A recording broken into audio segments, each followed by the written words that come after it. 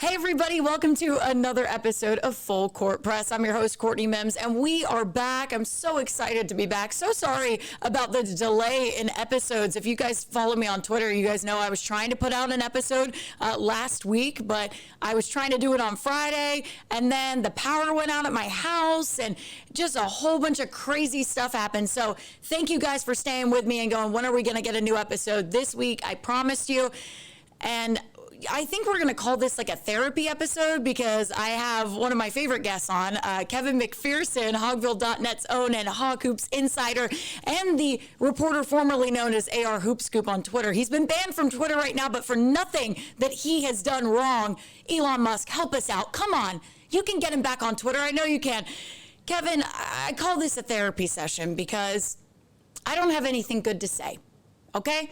I'm going to say it now. I don't have anything good to say. My mom said if you don't have anything nice to say, you shouldn't say anything at all. Well, Mom, I'm sorry. We're going to have to talk about some bad things in this episode. And Kevin, let's just start with that loss to LSU. I don't even want to talk about it. I really don't. But the Hogs falling to LSU 78-74. I wish we could say we hadn't seen the movie before, but we had seen that movie before. The Hogs got up by 12 in the first half and blew that lead, and we've seen that happen so many times this year with this team. You know, overall for me, a lot of people have go, Courtney, what's the one thing right now that's the overall problem? That's really hard to say because there's been bad shooting, bad defense. We could go down the whole plethora of things.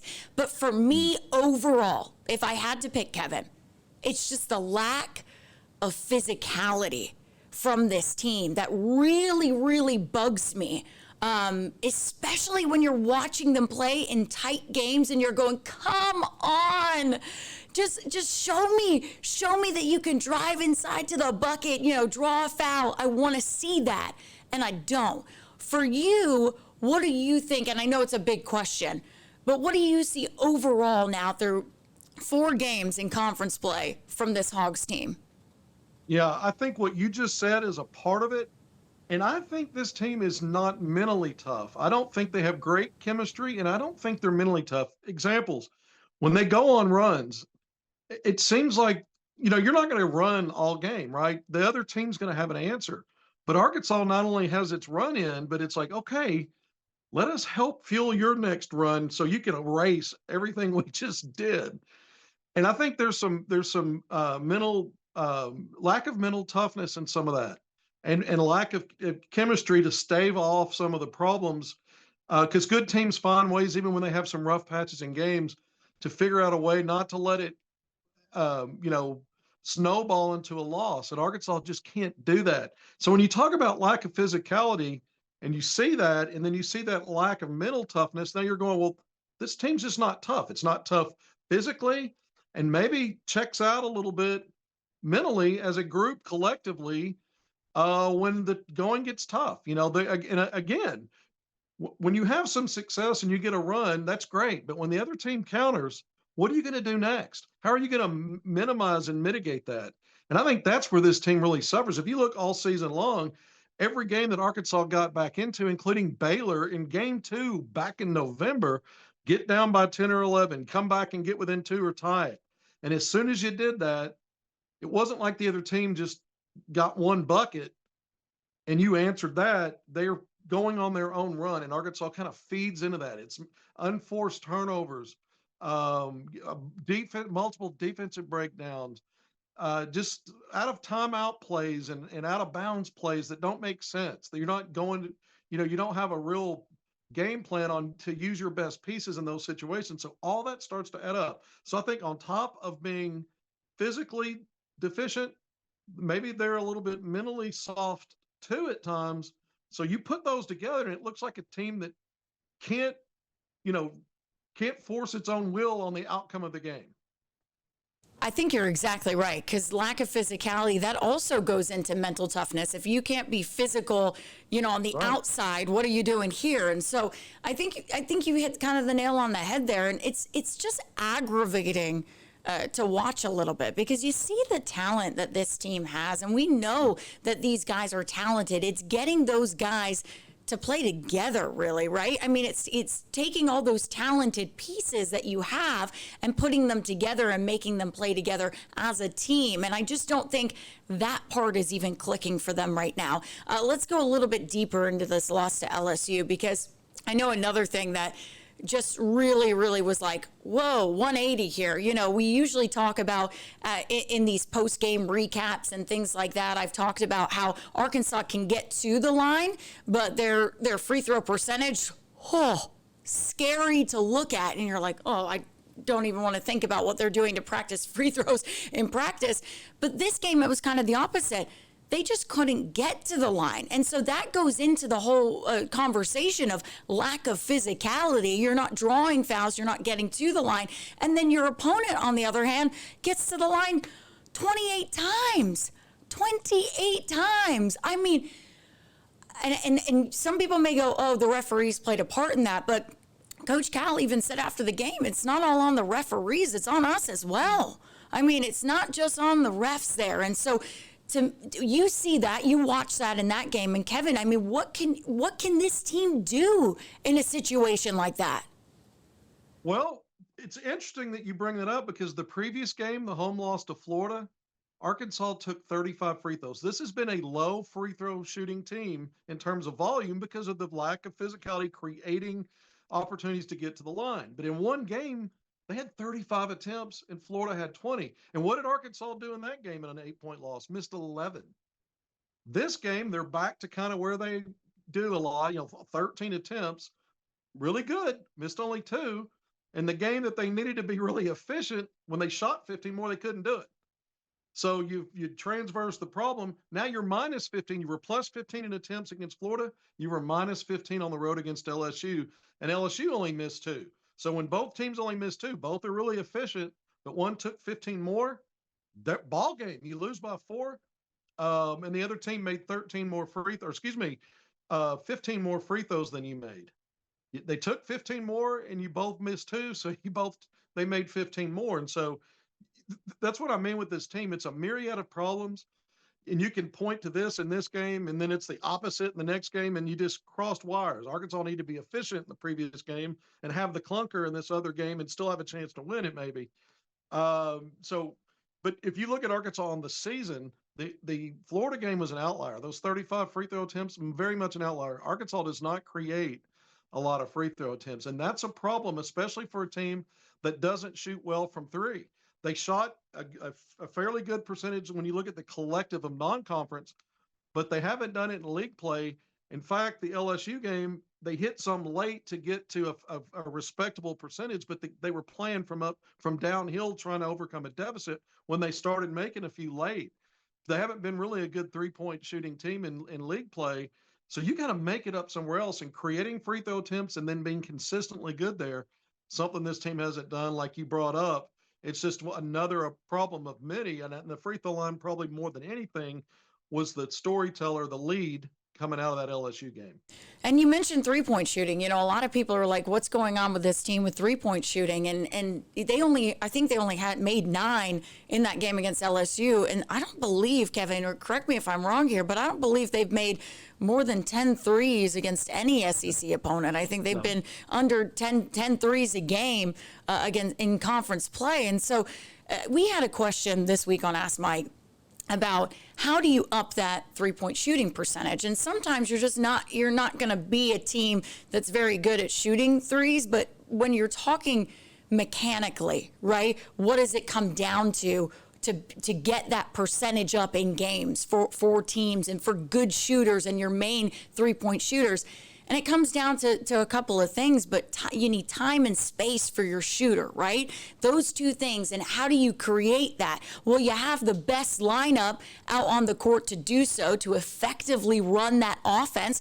But also Coach Cal knows it's partly on him to go, okay, do I need to tweak my offense just a little bit to create more time for my shooters, to create that space? Can I do that? It's also on the shooter to not make a stupid decision, right? You have to make good decisions as well. So there's a lot of things that go into that. But all in all, largely to say, I mean, I just don't think you can be shooting the 3 that much in games to not be very good at it and then expect to win ball games. I mean, right? I mean, it's crazy because I'm going, okay, here we are 2 seconds into the shot clock. And okay, wait, why is Carter Knox jacking up a 3 there? We're 2 seconds into the shot clock. Can we make something happen? And I know Coach Cal is yelling at them. I'm watching it. Kevin, what do you think? I mean, in terms of shooting wise for this team, I mean, they've got to get guys hot for sure. And we can talk about the whole Nelly Davis conundrum in just a second. But do you see them getting better at shooting threes down the stretch, or like you said, finding other ways to get going offensively? Well, they'll have games that'll be like a yo-yo. There'll be some games where they look better. But I think one of the problems is with the dribble drive offense is, there's more than one way to skin a cat. And some of your better 3-point shooting teams, you talk about space, and timing, and Arkansas doesn't have what I consider knockdown shooter. They don't have that. That was a problem we addressed we talked about potential lack of physicality in 3-point shooting as 2 potential issues, along with going 9 deep enough with attrition and injuries. So we're seeing all 3 of those play out as problems. But I think on the 3-point shooting, when you look at offenses that play more 5-out basketball, and there's a lot of ball movement via the pass first, and then drive after the defense gets out of position just slightly, trying to chase the ball on a pass around a space perimeter, that's where teams that have that kind of design and scheme excel, especially if they have 1 or 2 knockdown guys. Nelly Davis was a 41+% shooter at Florida Atlantic. So you thought percentage wise, but he's really not a pure knockdown kind of shooter the way I look at it. And he's not a shot creator either. That's something else we thought he would be. But outside of him, Boogie Flan's been decent at times, DJ Wagner, but these are not natural catch and shoot kind of 3-point shooters. They're more streaky players. And so when you don't even have the benefit of good ball movement via pass, and most of your stuff's coming off drives, paint touches off drives, these SEC teams are just too good physically, athletically, and the way that they scheme and scout for the ball to move enough for some of your shooters that aren't knockdown shooters to have the kind of space and time they might need. And then when you do have some sets where guys are open, after a while, it becomes a mental pressure pressing. You start pressing, and you might not knock down open ones. And you see Arkansas all season long, even in games when the Razorbacks had a decent percentage from 3. Usually for the first half, they were atrocious, and they had to get going in the second half against those mid-majors that were quad 4s, right? So even against that competition, they weren't clean first and second half 3-point shooting team. It's just not part of when we looked at this in the offseason again, who's your knockdown shooters? Where is this going to come from? And we thought, well, we'll see what plays out. We're seeing what's playing out. Arkansas is really struggling against good competition, getting good looks, getting open looks. And then again, you're right. Some of the shots Arkansas takes are not the preferred guys. I mean, Jonas Adu took 2 threes in the last game. One on an out of bounds play after a timeout. That's what you got on that late in the clock. So he took 2 threes in that game, and the opponent's glad for that. That's why he's open from 3. So yeah, there's a lot of problems there, Courtney.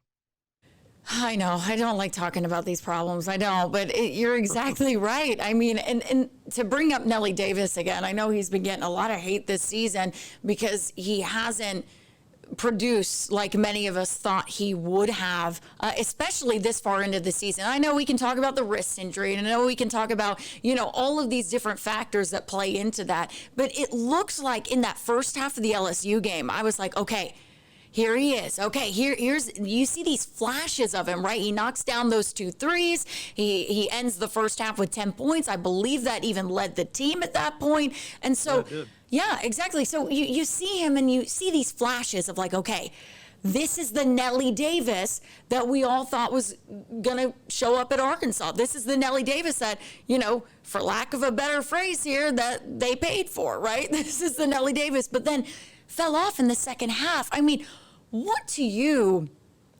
think they need to do to get him going? I know that I think it was, can't remember if it was Coach Coleman or it was Coach Martin who said, look, we're trying to get him better looks. We're trying to get him what he needs to be that shooter for us. But, there are times, like you've said, where they've had good looks. He's had good looks, and he just can't knock him down. I mean, what is it, mental at that point for him? Is it the wrist? What do you think it is? What if you had to put your finger on it for him? Well, first of all, 18 points per game a season ago, 41% from three, but he was an inside out scorer. In fact, a three level guy, get out in transition. He's just not looked comfortable at all. Not at all. He's not a shot creator off the bounce. If you watch him dribble, he, he he'll take as few dribbles he can before he can get off the ball with a pass. He's not looking to create a shot or maybe draw a foul. He's the one guy nearly 90% from the free throw line, but he can't generate free throw attempts. You can't do that unless you're attacking in attack mode with an idea to score. So he's been mostly a catch and shoot guy from three. That's mostly what he's been.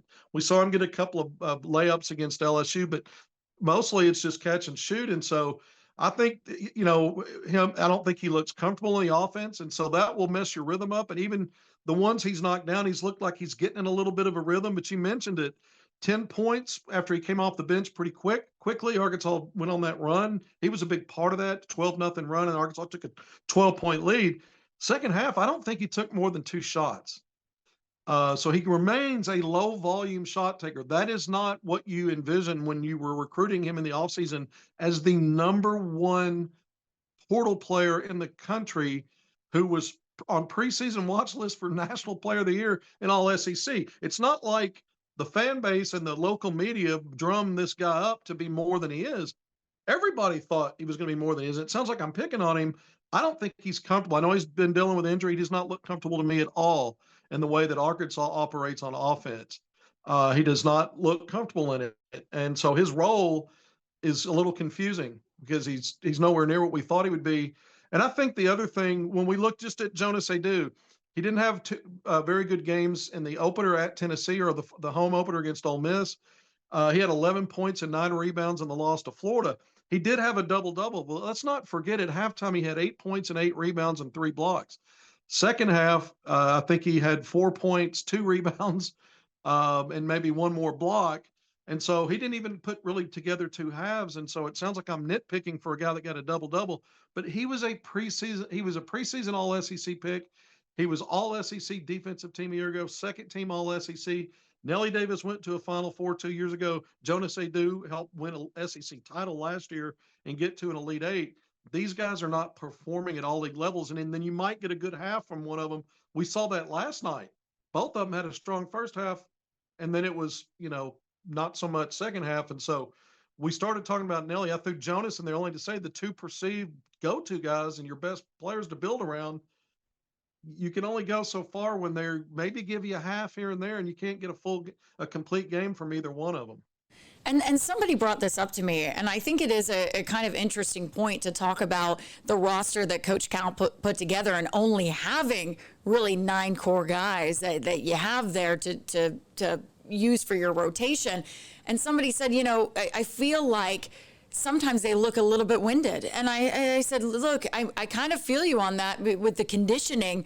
Maybe there is something to be said about, look, some of these guys, what are they doing over summer conditioning and things like that? Because they're having to come out and be rotated in and out because they look a little bit gassed, a little bit tired, and maybe that plays into the lack of physicality, and maybe that plays a little bit into how they're playing in the first half versus the second half.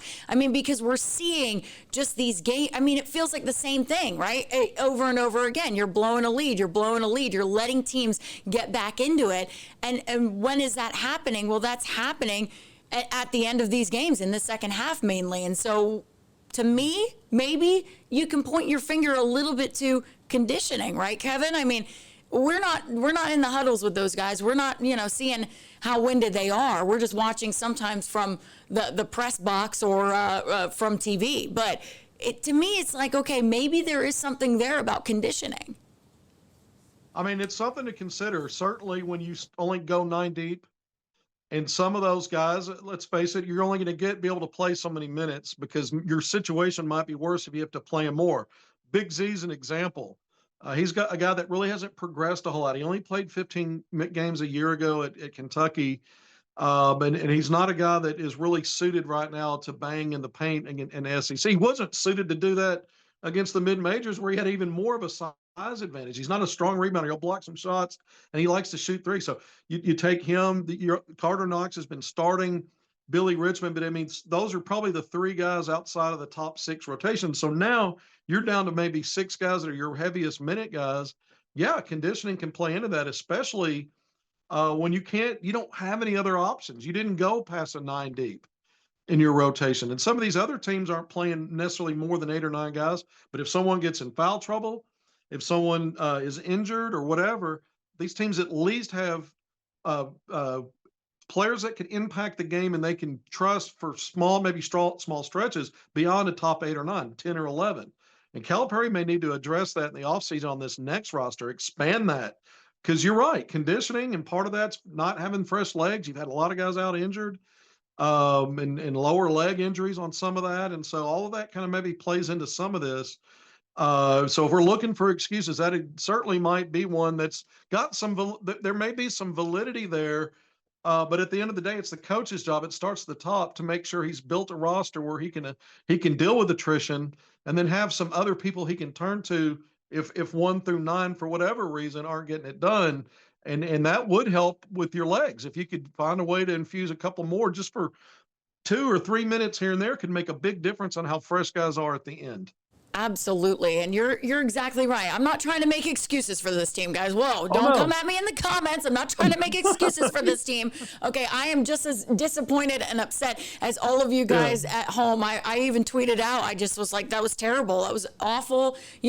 There is a path for this team to get to the NCAA tournament. Do I see it happening? Absolutely not. I don't. And I could be wrong on that, Kevin. I hope this team proves me wrong. I hope somebody clips this and plays it, on repeat when I'm wrong. But I just don't see from what they gave us in these first 4 games. And I truly believe that Arkansas can beat LSU. I said, this is a chance for them to turn things around. This is an LSU team that I do think that they are better than. I did. I said that. I put that out on air. I put that out on the Pig Trail Nation shows. I said, I do think this Arkansas team can beat LSU. And that way you start off, you get something going, right? Because then you have a battle with Missouri coming up this Saturday. And I don't like that matchup at all for Arkansas, because this is a Missouri team that people have been doubting all season long. I mean, if you look at every AP top 25, because I've been watching it, and I'm going, man, Missouri's not ranked yet. But they're always receiving votes. If you look at the net rankings, they're in the top 30. They're 26 right now, I believe, in the net. Okay? They're a team that's good. They beat Kansas when they were number 1 back at the beginning of December. Mm-hmm. They beat them. Okay? They just beat Florida by 1 point in that game. They look good. I mean, they were creating turnovers and making those making points off of those turnovers. I mean, they were playing really sound basketball, and that just goes to show how deep the SEC is. They don't have a ranking beside their name right now. They don't have a number, okay? But you can't overlook anybody, and especially a team like this that's playing as well as they are. Kevin, I'm going to look towards that game with you a little bit right now. I mean, do you think Arkansas, what do they need to do to get a win in this? I mean, I hate to even ask, do you think they'll win it? But what do they need to do to maybe get a win on Saturday? Okay, so a few things. There have been really good stretches for Arkansas defensively. They just can't consistently be good on defense. They have busts and breakdowns, and so they have more of those than the other team. And so when it's a close game, those things add up, and you're on the road again. Let's not forget, Arkansas and Missouri have 2 things in common. They've each got a loss to Illinois, and they've each got wins over Kansas. I make the Kansas joke because Arkansas was an exhibition season back in October, and you got the win over Michigan, and it sure feels like last season when Arkansas beat Purdue in exhibition season and then beat a top 10 ranked Duke team in the SEC ACC Challenge and then laid a goose egg the rest of the year. This team is feeling that way. It feels that way. Yeah, I mean, Missouri's proven so far to pick up some quality wins. That win at Florida is just about as good as it gets. And of course Kansas, who's probably not as good as we thought they were when they were ranked number 1, right? But still, they've got a better resume than the Hogs do, and they've got that 3-1 record and confidence playing at home. Arkansas, losing becomes habitual. So can Arkansas win this game? I don't think there's a team in the SEC. I think most of them don't have the collective talent Arkansas has. Arkansas's probably got 2 players that are going to get drafted, at least one in the first round, maybe 2. And so far, I haven't seen a talent discrepancy with Arkansas and these other teams. In fact, I think Arkansas has more talent than Ole Miss and LSU for certain. But those are just Ole Miss, certainly a better team. Maybe Arkansas will beat LSU when they get them at home, because I do think that can happen. So I think personnel-wise, Arkansas goes into every game with a chance if they can self-correct, self-inflicted wounds, bad stretches, and get over those mental hurdles where they really don't believe that. To me, it's a team that doesn't believe that it can win. If that makes any sense, because they haven't. It does. It does. They've been right on the threshold of building on some success they generate from a stretch from this juncture point in the game to the next, and then they just don't respond well when the other team counters. When the other team gets off the mat and has a couple of good possessions, Arkansas just feeds into that. It's turnovers. It's a busted assignment. It's fouling a guy that wasn't going to make a shot, but you fouled him at the end of a shot clock and bailed him out. It's just little things that add up. And until Arkansas starts to solve that, I don't see them win. This league is too good to not be on point, especially in the closing 4 or 5 minutes. Just too good. I don't foresee a win Saturday. I think Arkansas is 0-5. And if they get off the schneid against a good Missouri team, it's the second quad 1 win of the season. You could start building off of that. You come back home for a couple of games against Georgia and Oklahoma, and who knows, once you win and get that taste, maybe you can build on it. But until you do that, who's predicting Arkansas is going to win a game like that? I'm not. No one is. And that's the point I make to a lot of people is like, what has Arkansas shown you, right? The people that still say, oh, they can make an NCAA tournament. What have they done to show you right now that they can do that mentally, right? That they can get over that hump and start winning ball games, because that's what it's going to have to take. I mean, you're going to have to at least win 7 games in conference play to be looked at, right? And that's even low, but that's just shows you how tough the SEC is. But at least 7 games. And so I look through the rest of Arkansas' schedule and I go, show me where Arkansas can win 7 games. And that's where I struggle, because now you're snowballing, right? You're 4 losses in a row, and you start to snowball, and that's what hurts. It even gets the talented teams when they start losing. It's just a cancer. It's just, you have to overcome that, and you've got freshmen on the team. Carter Knox, Billy Richmond, Boogie Fland, who have got to get some maturity, right, and realize, we've got to get over this. We have got to get over this hump and figure out a way to win a game, because that's when you start to uptick. That's when you go, okay, we can turn this thing around. But LSU, for me, that was the game. Now, you started 0-3. Okay, LSU, I'm looking at that game. You can get some momentum. Now you're 0-4. Now you're going to Columbia, where it's going to be a hard place to play. It ain't going to be easy to come away with a win. And you've put yourself in a situation to now, I mean, I hate to say it, 0-5, Kevin. 0-5. I mean, it's uncharted waters for Calipari, for sure. I mean, the 0-4 start matches the worst ever start for Arkansas in SEC play. And you have to go back to the 08-09 season, and John Pelfrey, Kentucky roots, was a player there. First name John. I mean, we were making comparisons. There's no comparing John Pelfrey to John Calipari when you look at their careers, but that was the last time Arkansas started 0-4, and that team finished 2-14. It was by far Arkansas's worst ever finish in a conference. 2-14, and so that's what losing becomes habitual. And no matter how much talent you have, if it's not playing well together, if the chemistry's not there, if the makeup, I mean, again, I see a lot of guys that are not, they don't seem poised to seize the moment. Yeah. They're not a poised group. And they have one shot creator. It's Boogie Fland, the only one. We can say a dude Thero's a shot creator. He is a bull in a china shop. He's a downhill. I mean, and bless him for playing that way, man. Somebody's got to go in there with an attitude, and he's got the physicality, but he's not going to. He doesn't have nuanced his game where, if you cut off his drive, and a second help comes and he can't get all the way, he's not going to make the next pass for an easy score. He's going to lose his balance, maybe turn the ball over or take a weird angle shot. I mean, that's like a turnover. I'm not picking on him because he's been arguably Arkansas's best player. I think it's Boogie Flam. You could either way, you can make the case. And Arkansas doesn't have an 11-6 record without a Due Theroux being what he's been, which is really good in a lot of ways. Yeah. But at the same time, I just don't think Nelly Davis was going to be that scorer, shot creator, go-to guy late. That was what his role had always been, and that is nowhere near what he is. Nowhere near the value he brings. And it's not that he's not a great kid, and it's not that he's not done some good things. I mean, he made some plays late in that big win over Michigan.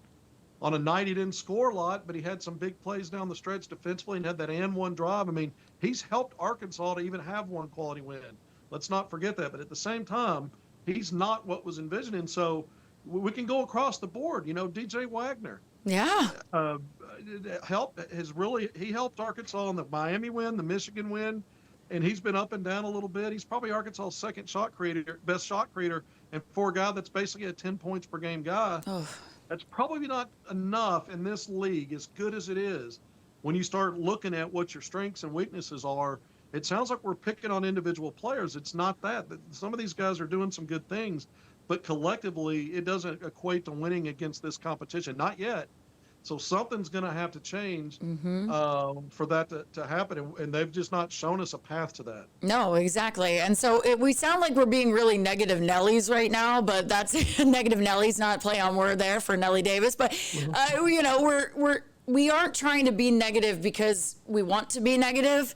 It's just I genuinely want to be honest to people out here. I just don't see a lot of good right now. I hope that changes. I hope that they do figure it out. But right now it's not looking so great. And so, I think that there's going to be maybe one point in the season, or maybe we can get Kevin back on and go, do we think Calipari would take an NIT bid?